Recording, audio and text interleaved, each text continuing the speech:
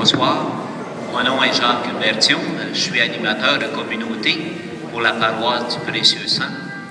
Il me fait plaisir de vous souhaiter une très cordiale bienvenue dans le cadre de cette soirée, mardi du Carême, préparatoire à la grande fête de Pâques. Ce soir, bien, l'initiative relève du Conseil de pastoral paroissial des paroisses Sainte-Eugénie, Saint-Joseph, Notre-Dame du Rosaire et Précieux Sang. Nous avons l'honneur et le grand privilège d'accueillir une personnalité de marque dans le domaine de la pastorale. Nous accueillons un auteur, un animateur et un prédicateur qui est bien connu dans l'Amérique francophone ainsi qu'en Europe. Natif de Kakuna, c'est ce que j'apprenais ce soir, prêtre ordonné en 1968, notre personnalité, le père Christian Beaulieu, a principalement exercé son ministère auprès des jeunes, des marginaux et des personnes en difficulté. Depuis qu'il est ordonné, il a consacré 15 années comme responsable du mouvement La Rencontre. C'est ce qui l'a amené à travers le Québec, l'Ontario, Nouveau-Brunswick, ainsi qu'en Europe. Il est le fondateur d'une maison, la maison Le Farillon de Montréal, une maison qui accueille des jeunes toxicomanes et alcooliques. Et il y a travaillé depuis plus de 20 ans. À nouveau, le père Beaulieu est directeur général de la famille spirituelle, de sa famille spirituelle, l'Institut séculier Pie-X à Québec. Cet institut a pour mission principale l'évangélisation des milieux populaires. Ce soir, il est avec nous, il est là pour vous et pour nous permettre d'approfondir le thème du Carême 2013. Veux-tu me suivre? Mes amis, accueillons le père Christian Beaulieu.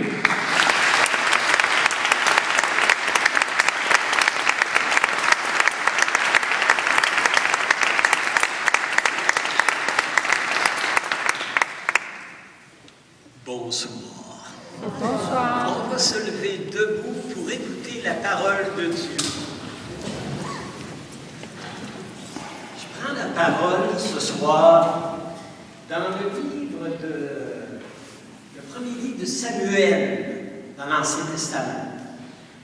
Pour illustrer un peu, veux-tu me suivre?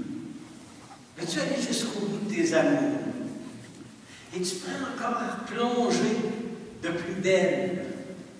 Es-tu prêt à aller vraiment au large, en profondeur? Le petit Samuel servait le Seigneur en présence du vieil Élie. La parole du Seigneur était rare dans ce temps-là et la vision n'était pas chose courante. Et ce jour-là, le vieil Élie était couché à sa place habituelle. Ses yeux commençaient à faiblir et il ne pouvait plus voir loin. Pourtant, la lampe du Seigneur ne s'était pas, elle, éteinte dans le temple et elle brillait encore en pleine nuit. Samuel, lui, sa mère l'avait placé au temple après que Dieu, par une intervention divine, lui avait donné cet enfant dans sa vieillesse. Lui était donc couché dans le temple du Seigneur, là où se trouvait la présence de Dieu. Le Seigneur appela Samuel et il répondit, me voici. Et il se lève aussitôt et en courant va auprès du vieil Élie. Il lui dit, me voici. puisque tu m'as appelé. L'autre lui dit, je ne t'ai pas appelé, va te recoucher. Il alla donc se coucher, et le Seigneur appela Samuel une deuxième fois. Samuel se leva, a trouvé Élie couché, il lui dit, me voici. L'autre lui dit, je ne t'ai pas appelé, retourne donc coucher. Alors, Samuel ne connaissait pas encore le Seigneur. Et la parole du Seigneur était rare dans ce temps-là et elle ne s'était pas encore révélée à lui. Le Seigneur appela encore Samuel pour une troisième fois. Il se leva et alla trouver Élie. Et Élie comprit enfin que c'était le Seigneur qui l'appelait. Alors il dit, retourne te coucher et s'il t'appelle, reste couché et dis-lui, parle, Seigneur, ton serviteur écoute. Samuel alla se coucher à sa place habituelle. Et le Seigneur vint et se tint présent. Et il appela comme les autres fois, Samuel.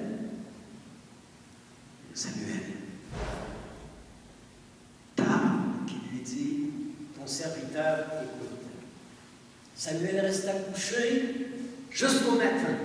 Puis, le matin, il ouvrit les portes du temple de la maison du Seigneur pour accueillir ceux qui y viendraient. Samuel avait peur de rapporter ce qui s'était passé pendant la nuit à Élie.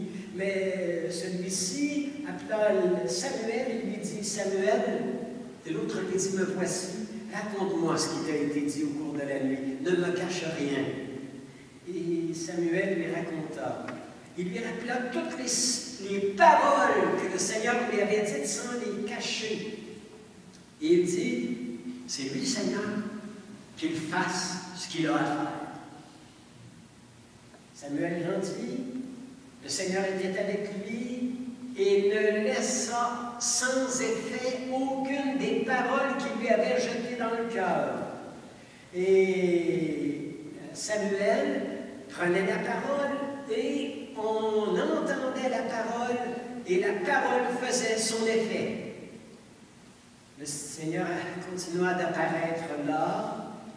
Il se révélait à Samuel et par la parole du Seigneur et la parole, lui, de Samuel s'adressait à tout Israël et la parole faisait son chemin.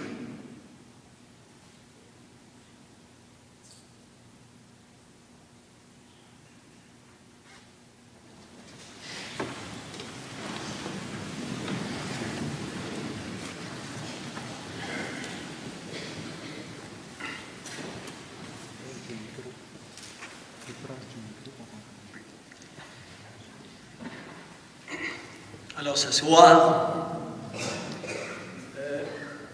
veux-tu me suivre? Et là, il y en a parmi vous autres qui seraient bien capables de dire, ben Seigneur, oui, je veux te suivre, mais tu vas me faire un programme et tu vas me dire, qu'est-ce que tu attends de moi? Ben, vous allez sécher longtemps. Vous allez attendre longtemps. Vous voulez savoir ce qu'il veut de vous autres? Il s'agit de continuer à être en marche. Ne pas s'asseoir. Continuer. Se mettre à l'écoute. D'abord, je voudrais commencer par une histoire. Je ne crois pas qu'elle est vraie, là. C'est pas grave. C'est un gars, un sportif. Lui, l'autosport.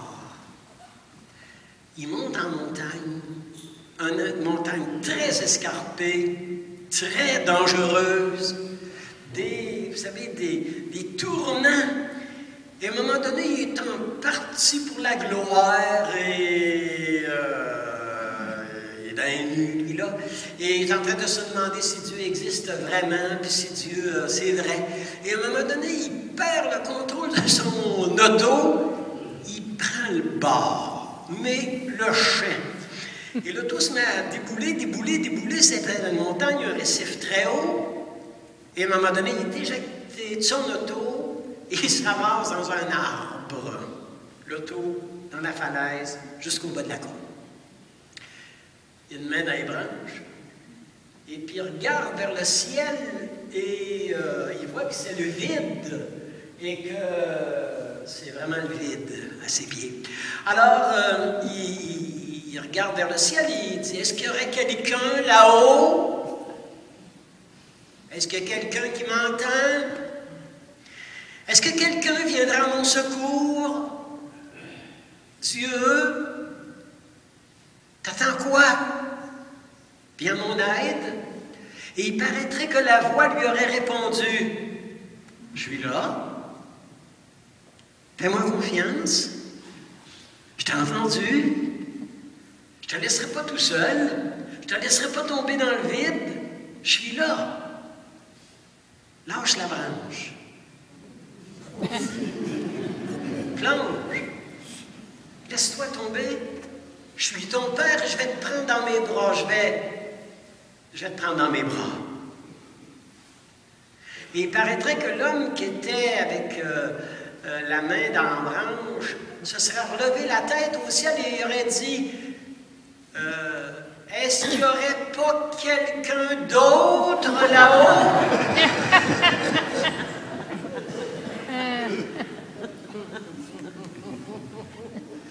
Des fois, vous savez, Dieu, il nous parle, hein? Il nous parle.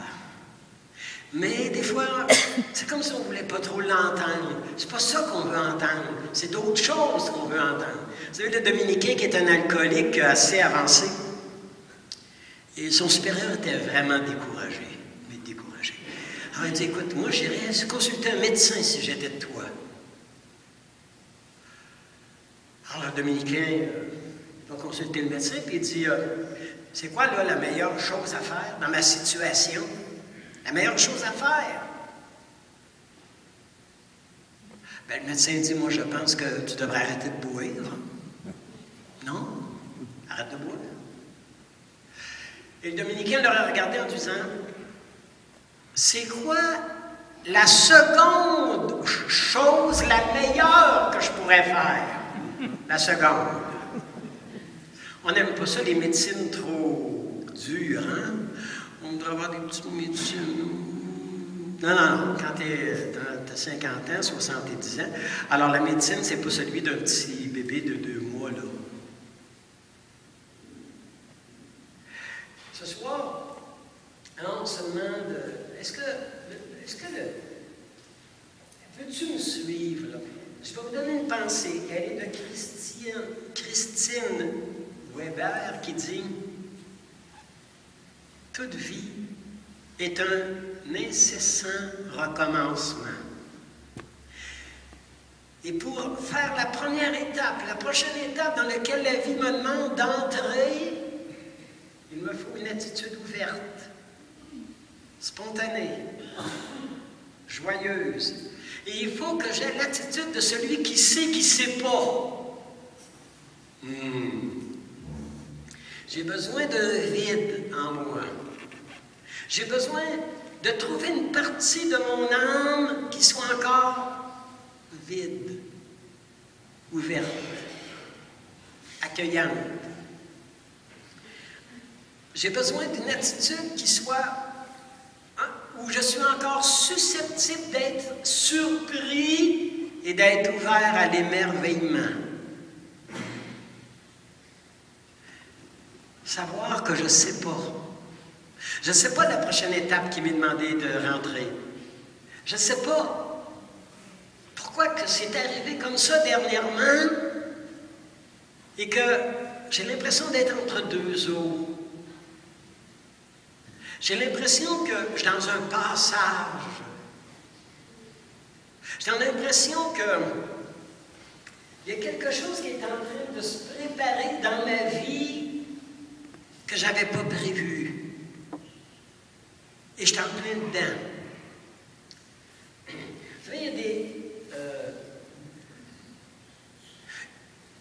c'est beau seulement dans la vie. Ben, c'est moi qui dis que c'est beau, là. Quand vous êtes dedans, c'est moins beau. Il y a des signes hein, qui nous disent qu'on est rendu. Il y a des signes avant-coureurs qui nous disent qu'on est dans une nouvelle étape de notre vie et que Dieu veut nous parler et qui nous dit, est-ce que tu voudrais me suivre? Parce que je t'amène dans des profondeurs de toi que tu n'es pas habitué à naviguer. Je t'amène à des profondeurs de toi que tu as remis ça à plus tard, depuis longtemps. Je te conduis dans des coins de régions de toi qui ne sont pas encore tellement explorés.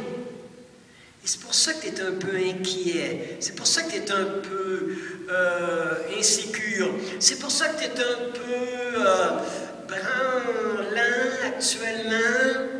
C'est comme si j'avais l'impression que Dieu veut me demander quelque chose que je ne veux pas trop entendre. Il est en train de me demander un pas à faire, un lâcher-prise, un abandon, que j'aimerais mieux que ce soit pas maintenant. Quand Dieu veut vous faire une traversée, un passage important, quand vous êtes rendu à une nouvelle étape, d'entrer dans une nouvelle profondeur de vous-même, il y a des signes qui sont évidents que vous êtes en train d'une nouvelle étape de votre vie. Vous voulez avoir des signes que Dieu est en train de vous travailler et que Dieu est en train, que l'Esprit est en train de vous faire un passage important? Il y a des signes, hein?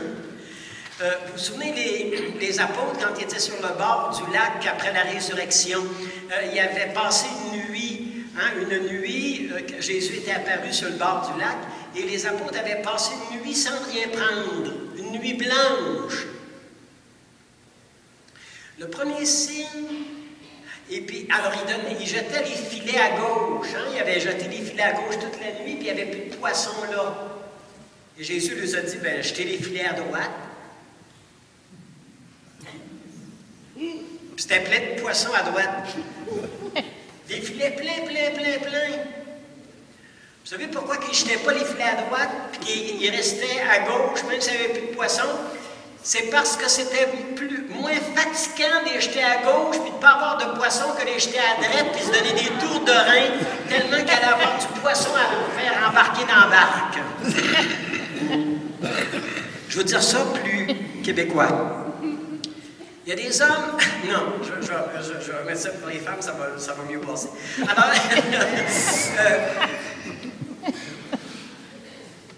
il y a des gens qui préfèrent avoir une personne pas trop brillante dans leur vie, pas trop aimante, ordinaire, très ordinaire.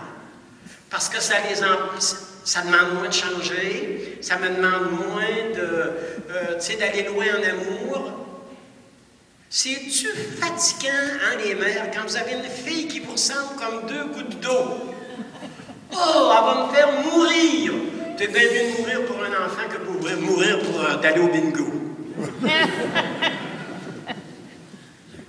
Les gens qui viennent le plus nous chercher, les gens qui nous font le plus grandir, les enfants qui nous ont fait plus entrer dans une maturité, dans une profondeur de l'amour, c'est les enfants qui nous en ont fait voir de toutes les couleurs. C'est les enfants qui nous ont déstabilisés. C'est les enfants qui venaient qui nous faisaient mourir. Ils nous ont fait mourir d'inquiétude. Des nuits blanches. Et c'est comme si la vie nous travaillait par ces gens qui remplissent notre cas,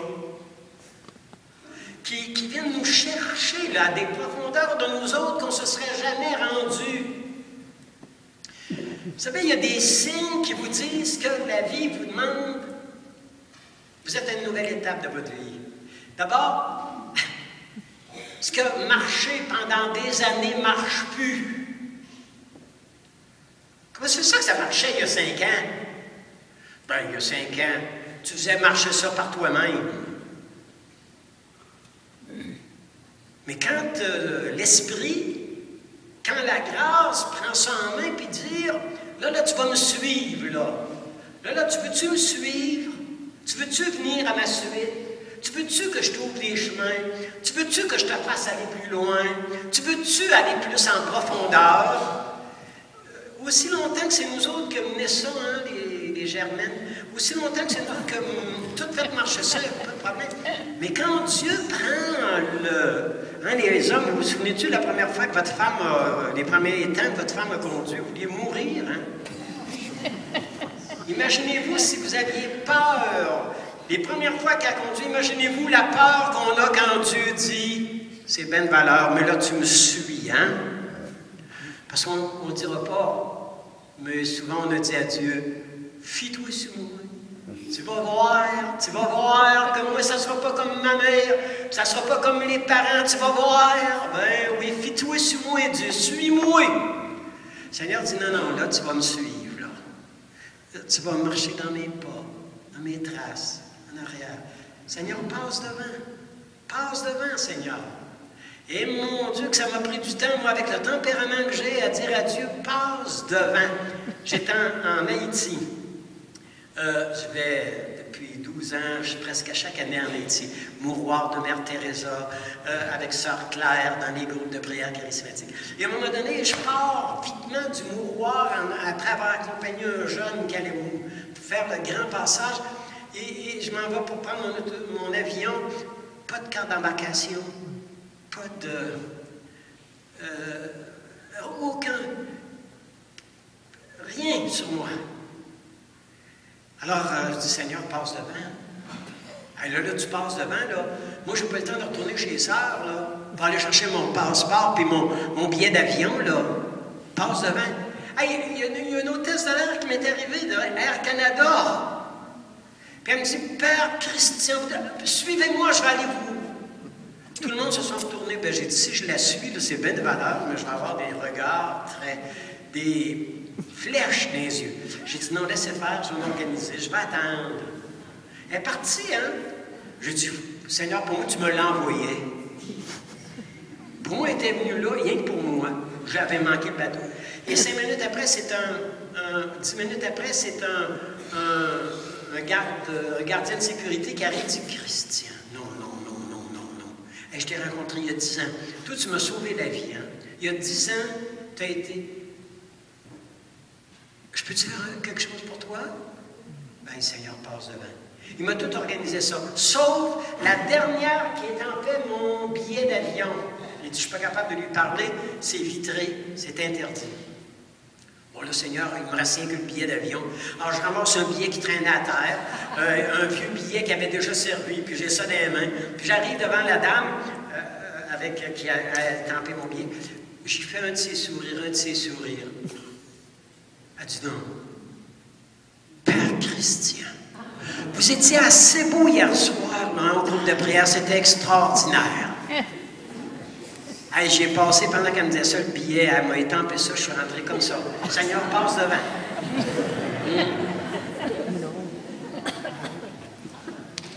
Un des signes que vous êtes en train de traverser une nouvelle étape, ce qui a marché ne marche plus. Ce qui m'a contenté, ce qui m'a satisfait pendant des années, ne me satisfait plus. Hein, les femmes, les hommes, sont-tu fatiguants des fois, les femmes? Hein? Ça a marché, hein? Pendant 20 ans, ça a bien été. Je pense bien. Elle avait les enfants qui ils changeaient les idées, même si tu n'étais pas trop là. C'était pas la fin du monde. Mais quand les enfants ont été placés, là, le mari qui m'a contenté pendant 20 ans, il ne me contente plus. Enfin, c'est le temps.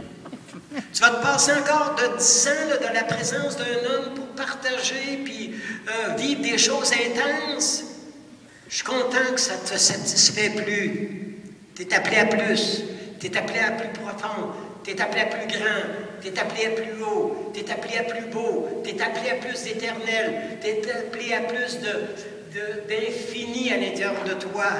Tu es appelé vraiment à aller chez Dieu en toi, chez l'Esprit en toi, dans la grâce en toi, dans l'au-delà de toi. Hein? On dit ça souvent, nous autres, aux alcooliques. Tu n'as pas frappé ton bas fond. Mon grand, hein? Lâche la thérapie, puis retourne chez toi avec ta femme. Elle va te le laisser, c'est bien clair. Es-tu assez folle encore pour 10 ans encore pour vivre avec un homme qui ne sait jamais à quoi s'en tenir, puis qui va aller... Non, elle va te laisser. Probablement qu'on va t'enlever tes enfants. La DPJ va aller les chercher. Tu n'as pas d'allure avec ta consommation. Tu n'as pas frappé ton bas fond, mon grand. Retourne chez toi. Tu vas le frapper. Ça ne prendra pas de temps. Et là, je le regardais, puis je disais, écoute, je te dis ça, hein, mais c'est pas vrai, ce que je te dis. Parce que, vois-tu, dans la vie, il faut que tu frappes ton bas fond. Ton impuissance avec cet enfant-là. Ton impuissance avec cette maladie-là. Avec ta santé. Ton impuissance complète. Il faut que tu frappes ton bas fond. Mais attention, plus bas que ton bas fond, il y a ton très fond, il y a ton fin fond, il y a ton au-delà, il y a l'éternité, il y a Dieu, il y a la grâce, il y a l'Esprit. Et si tu n'avais pas frappé ton bas fond, tu ne te serais peut-être jamais rendu dans le très fond de toi. C'est pour ça que je vous dis, un des signes qui nous dit qu'on est en train d'avancer, c'est ce qui nous a satisfait pendant des années ne nous satisfait plus. Ce qui était clair comme de l'eau de roche est plus clair du tout. Ben oui, quand Dieu se mêle de nos affaires et que Dieu se mêle de faire sortir nos blessures puis les manques de notre enfance et que sa grâce est en train de faire monter ça à la surface, pendant un certain temps, on ne se comprend plus, on ne s'endure plus. Vous avez déjà vu ça, vous autres, des enfants, dans l'adolescence, dans leur jeunesse, qui n'étaient plus du monde? Ben, je comprends. Avec la mère qu'il y avait. Elle était tellement aimante, puis le père était tellement présent, qu'il sentait qu'il était appelé à quelque chose de pas ordinaire. Et c'est ça qui l'a fait boire, c'est ça qui l'a conduit à ses folies. Il avait peur de l'appel. Il avait peur que Dieu un jour lui dise, « Tu me suis. Je vais te conduire dans des routes que tu n'avais jamais pensées. » La farce que j'ai faite tantôt au sujet des mères, là, vous savez, plus vous êtes des mères intenses, puis plus vous êtes des mères très... Souvent, les gars, ils ont peur de ressembler à leur mère plus tard, hein? Puis ils ont peur d'être appelés à des amours aussi grands qui les dépassent complètement. Alors, vous comprenez hein, pourquoi, là, à ce moment-là, que les apôtres ont toujours jeté les filets à gauche au lieu de les jeter à droite, parce qu'à droite, il y avait du poisson. Ils avaient peur de se donner des tours de rein. Oh, moi, tu sais, mon ange, faut pas m'en demander gros, hein. Oh, moi, tu sais, je suis fatigué, là. Et puis, je me suis faite, là, puis... Hey, franchement. Non. Alors, vous voyez un petit peu... Regardez un très bel exemple de ce qui se passe quand vous êtes appelé à rentrer dans une nouvelle profondeur. Vous avez déjà peut-être entendu le Messie d'Enden. Vous savez, c'est un chef-d'œuvre. C'est à vous arracher les larmes. Ça vient vous chercher là, hein, dans le plus profond de votre... Le Messie, le Messie. Alors, il chante, il joue à travers la musique, le Messie. Vous savez comment il a composé le Messie? Pendant un an et demi, il y a eu un blanc, un trou noir, une sorte de dépression, aucune inspiration. Un temps, vraiment un temps mort. Alors, il était dans les rues de Londres à végéter, plus inspirer, plus de composition, rien. Et lui, il est dans une ruelle, et au 5e, il entend une dame de race noire chanter. Elle chante la libération d'Égypte, la libération du peuple de Dieu de l'Égypte. Et une voix, ça sort. Mon Handel, il vient tout à l'envers, il se met à courir, il monte dans son petit logement à son 5e étage, puis il s'enferme.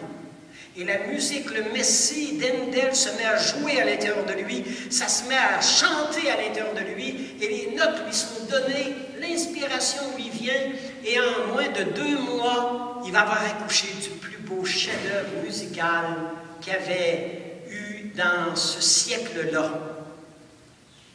Vous savez pourquoi il n'y avait pas d'inspiration pendant 9 mois, 1 an? Le chef-d'œuvre se préparait. Le chef-d'œuvre mijotait à l'intérieur de lui. Le chef-d'œuvre du Messie prenait toute la place. Et c'est ça qui se préparait. Et c'est pour ça qu'il n'y avait plus de composition pour des petites choses niaiseuses, et puis des petites inspirations de petites sonates à la lune, je ne sais pas quoi, à Bayeux-Corneille. Il était tout pris par le chef-d'œuvre qui s'en venait. J'espère qu'il y en a parmi vous autres qui se comprennent, parce que nous autres, on s'est fait accraire que la plupart de nos blessures venaient de notre passé.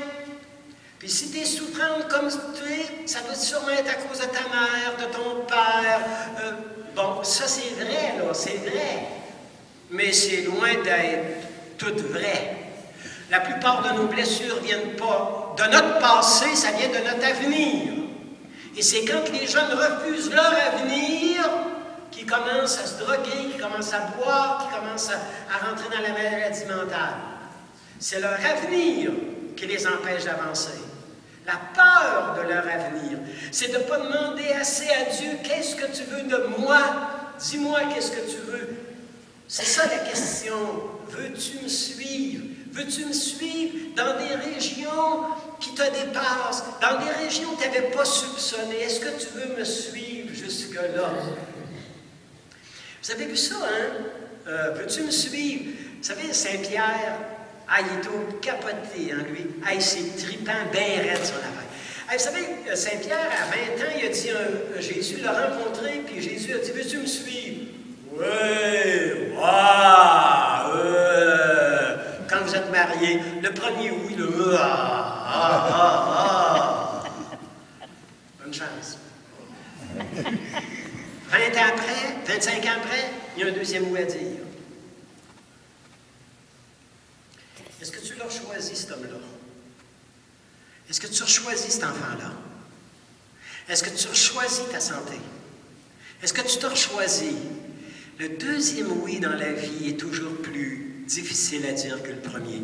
Et le deuxième oui, souvent, est dans les larmes. Avant-hier, j'étais dans un dimanche, dans une journée. Et puis, il y a un jeune que j'avais rencontré à 19 ans, 18 ans, 16 ans, il y a 25 ans. Aujourd'hui, il est parent. Et dans les larmes, là, ça n'avait pas bon sens. Alors, et pour un jeune, bon, il y avait une de ses filles qui s'était tuée dans un accident l'année passée. Il y avait de la peine, jeune de 18 ans, hein, qui avait perdu. Mais là, c'était son gars qui, vous savez, qui subit des opérations là, pour devenir femme. La peine, le désarroi de cet homme-là, je l'avais vu, moi, à 14-15 ans, là, hein? Puis là, je le revoyais 25 ans après, comme parent. Une douleur. Je l'ai laissé pleurer. Puis il me racontait comment son enfant lui racontait quand il avait 5 ans, il lui disait, papa, maman, depuis 3 ans que je sais que je ne suis pas un homme, je suis une femme, moi. Ça a commencé dans sa tête à 3 ans. Puis il a toujours grandi comme ça.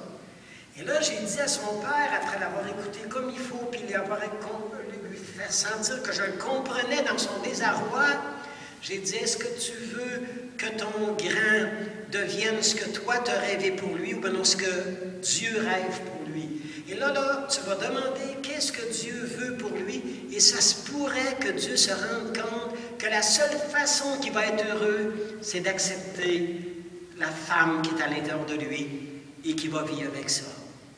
Et si tu l'aimes, tu vas demander à Dieu, fais-moi voir cet enfant-là comme toi tu le vois, non pas comme toi le Père que tu le vois. Et là, je lui disais, tu es rendu à ton deuxième oui. Le premier oui, ça a été quand ta femme me dit, je pense que je suis enceinte de ce petit bonhomme-là. Un oui, un accueil majestueux, phénoménal. Mais là, aujourd'hui, tu as un deuxième oui à dire. D'accepter l'enfant tel qu'il va devenir d'ici un an. Ça, c'est un deuxième oui. Hein? Et le deuxième oui, des fois, c'est pas celui que ça veut rien dire dans ma sensibilité, je suis pas capable, là. Mais Dieu peut me rendre capable. Dieu peut, avec sa grâce, nous rendre capables. C'est beau ça, hein? Le premier oui, le deuxième oui vers 45, 50 ans, le troisième oui en haut de la soixantaine. Hein? L'acceptation de mon épouse avec l'handicap, l'acceptation de cet enfant qui est à son deuxième divorce, l'acceptation d'une limite qui est la nôtre, qu'on n'a jamais été capable de se défaire. Pourtant, on a tellement prié. Vous avez vu ça tantôt, hein, dans la parole de Dieu qu'on a lue. Hein? Alors, le petit Samuel est au temple. Alors, il y a le petit Samuel, puis il y a le vieil Élie, qui a une famille de gars qui ne veulent rien savoir, qui sont censés être les futurs prêtres dans le peuple de Dieu. Alors, et quand la Bible nous raconte ça, il y a tout à l'intérieur de nous autres, il y a un vieil Élie, rabougri, chialeux, rouspéteux, j'allais dire baveux, mais à un certain âge, les gens sont plus capables d'être baveux. Mais en tout cas, il y a le vieil Élie à l'intérieur de nous autres qui a peur de la société, de ce qui arrive dans la société. On a peur, puis il y a le petit Élie. Puis ils se battent tous les deux à chaque cœur de chacun de nous autres. Hein? Celui qui est spontané, celui qui entend une voix, celui qui entend Dieu l'appeler la nuit, puis qui fait... Hey, il n'y a pas le vieil Élie à quelque part, puis le jeune Samuel, c'est dans le même gars, c'est dans la même femme, là. Et à certains jours, on est plus proche du vieil Élie, là. Alors, hey, la description est pas mal... est assez forte. Hein? On dit, dans ce temps-là, la parole du Seigneur était rare. Il était rendu à un certain âge où il était tellement sourd qu'il n'entendait plus ce que Dieu voulait lui dire. Et on dit que la vue lui avait baissé. Dans notre Église du Québec, je vous dis que la vue des croyants a baissé. Puis je vous dis que la parole de Dieu est difficile à se faire entendre. Et je vous dis que des fois, c'est beau. Ça traîne de la patte, hein? Wow! Et il dit que dans ce temps-là, les visions étaient rares. Et la vision des grands-parents, qu'on a besoin chez les enfants, j'ai besoin que les grands-parents voient plus loin que moi.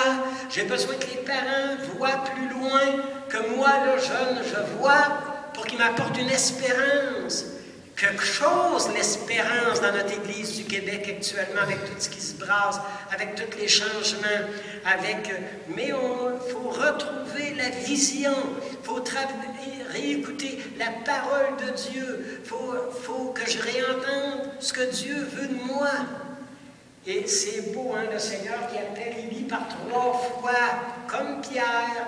La première fois, vous avez remarqué, à chaque fois que Dieu parle à Élie, il lui dit 2 fois son nom. Samuel. Samuel. Samuel. Plus vous avancez dans la vie, quand on dit « Est-ce que tu veux me suivre? » À 20 ans, ça s'entend assez bien, ça, hein? Mais avec l'âge, il faut que j'exerce mon oreille à entendre. Vous avez compris, hein, l'affaire du Messie d'Endel, hein, je vous redis ça, hein?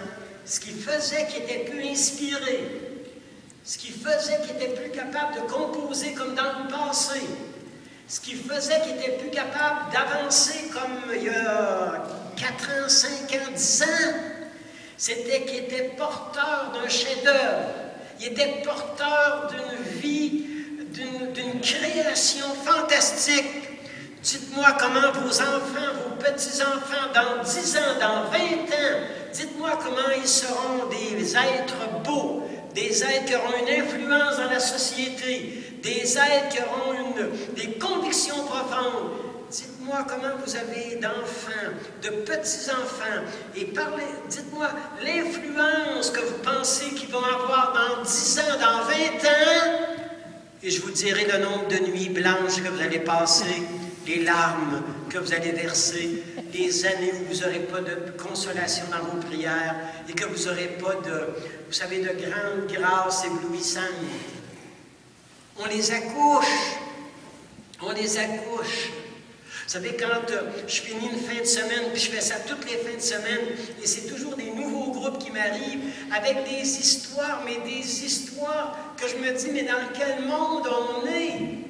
Et que quand je finis la fin de semaine et que des fois, on m'a tout pris mon énergie, et que demain matin, il faut que je retombe sur mes pieds. Quand j'ai été vidé de mon énergie, là, vous savez, comme une mère qui met au monde son petit, je me dis, Christian, t'es vidé, hein? Mais tu viens d'accoucher quelques personnes qui vont être des êtres lumineux, des êtres des saints, des êtres mystiques, des êtres qui vont faire des miracles autour des leurs des prochaines années.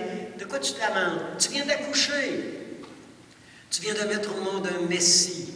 Un Messie.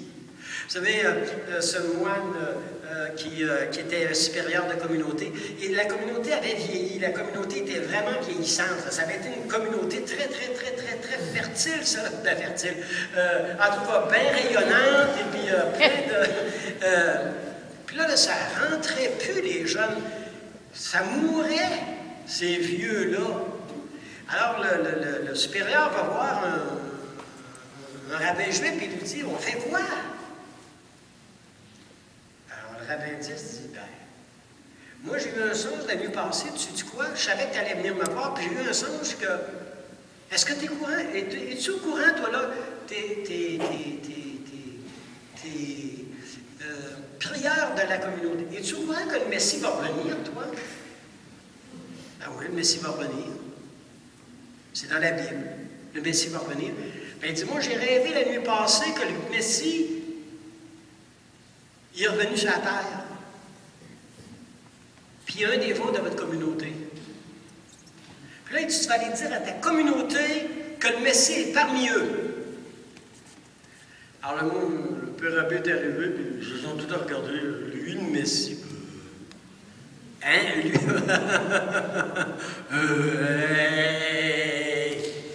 Il dit, mais je me suis fait dire qu'il paraît que le Messie serait au milieu de nous autres.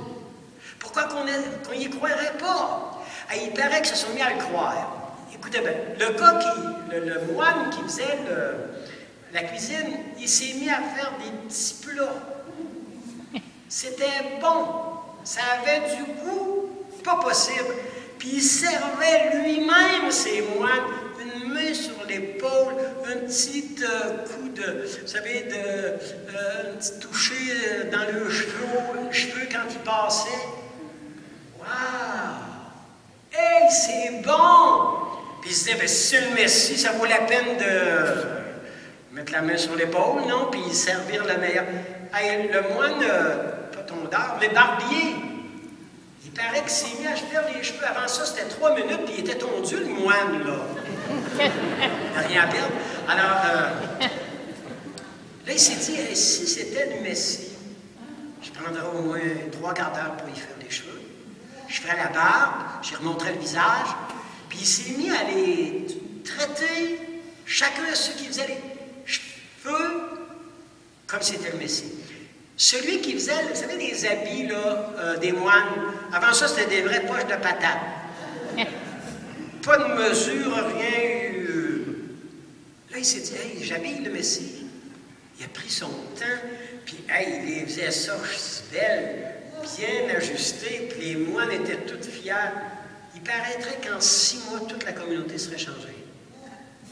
Puis il paraîtrait que les moines, des jeunes seraient venus à la communauté pour le voir, prier avec eux autres, Et il paraît que ça avait été un renouveau extraordinaire dans le...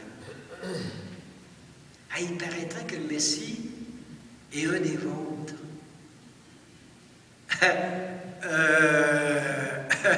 Il semble de voir les mères de famille.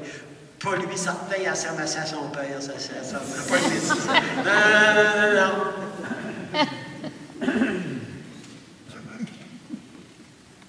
Vous savez, c'est un moine, en parlant de moine. Il est dans le champ de sa terre, le haut de sa ferme. Puis il ramasse une pierre précieuse. Non, excusez, c'est mal parti, ça a dérapé. Il ramasse une pierre à terre, puis il dit, voyons, c'est ça.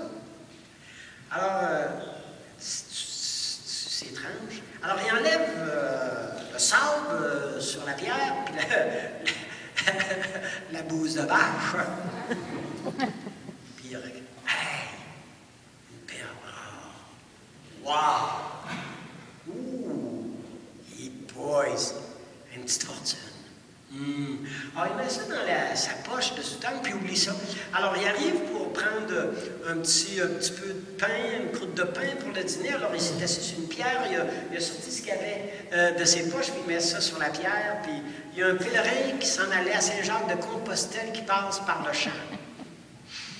Puis il lui dit, je m'en vais à Saint-Jacques de Compostelle, je suis un pèlerin. Il dit, est-ce que vous pourriez m'aider? J'ai encore 3 mois et demi à marcher. J'ai aucun argent. Hein? Vous pourriez m'aider? Le moine dit, ben, j'ai rien. Moi, je suis un moine, hein? Alors j'ai un vœu pour... Non. Alors le pèlerin dit, puis ça, la pierre... Ah, il dit, c'est vrai, j'avais oublié. Ah, ben, vous pouvez très bien la porter, hein. Prenez-la, hein, ça va vous aider. Il y a une petite fortune là-dedans. Alors, ça va vous aider dans votre pèlerinage. Alors, l'autre s'en va à sa tante le soir. Puis, il commence à regarder ça, puis il dit, ça n'a pas de bon sens. Une fortune. Alors, il reprend la route, puis il va voir le moine. Puis, il lui dit, je vous remets votre perle, votre trésor. Je vais me perdre avec ça. Je vais perdre mon âme. Je vous la remets. Oui, le moine lui dit, je lui vous l'ai donné. Alors l'autre, il lui dit, non, je vous la remets. Vous ne m'avez pas tout donné, hein. Il y a quelque chose que vous me cachez. Il y a quelque chose que vous ne m'avez pas dit. Il y a quelque chose que vous ne voulez pas me montrer. Mais oui, je t'ai tout donné. Je t'ai donné la pierre la plus précieuse. Qu'est-ce que tu veux de plus? Et après un silence, le pèlerin lui dit, vous m'avez donné une fortune, mais vous ne m'avez pas dit pourquoi vous avez fait ça. D'où vient votre secret d'être aussi détaché des biens de la terre comme vous l'êtes? Vous m'avez donné une fortune, hein? Mais vous ne m'avez pas dit votre secret. Ce qui vous fait battre le cœur. Ce qui vous fait faire ce geste que vous avez fait pour moi. On en a-tu fait pour les enfants? Puis on en fait-tu encore pour eux autres? On se fend le cœur en 10 pour eux autres, hein? Il n'y a rien qu'on n'aurait pas fait pour eux autres. Mais il y a quelque chose qu'on a oublié. Est-ce que tu leur as dit ton secret? Est-ce que tu leur as dit comme religieuse pourquoi tu t'es faite religieuse et pourquoi que tu te rends religieuse aujourd'hui? Est-ce que tu leur dis le secret? Comment ça se fait que tu es encore mariée? Et si tu n'es plus mariée, dis-leur ton secret. Comment ça se fait que tu arrives à être heureuse et que tu t'es pas fermée et que tu es une personne qui aime, puis tu es une personne qui croit encore à la grâce, qui croit encore à Dieu, qui croit encore à l'amour? On ne leur a pas tout dit, notre secret. Les jeunes ont tellement besoin. Dis-moi, qu'est-ce qui te fait battre le cœur? Dis-moi, pourquoi tu te remarierais? Pourquoi tu remettrais des enfants au monde, même si tu as eu des déceptions? Dis-moi, qu'est-ce qui te fait marcher sur les eaux? Dis-moi, qu'est-ce qui te fait lever le matin? Dis-moi, qu'est-ce qui te fait coucher tard le soir? Dis-moi, qu'est-ce qui te donne des ailes? Dis-moi, ce qui ce qui la passion qui t'habite, comment tu fais, c'est quoi ta grâce, c'est quoi, où tu vas chercher ça, de quoi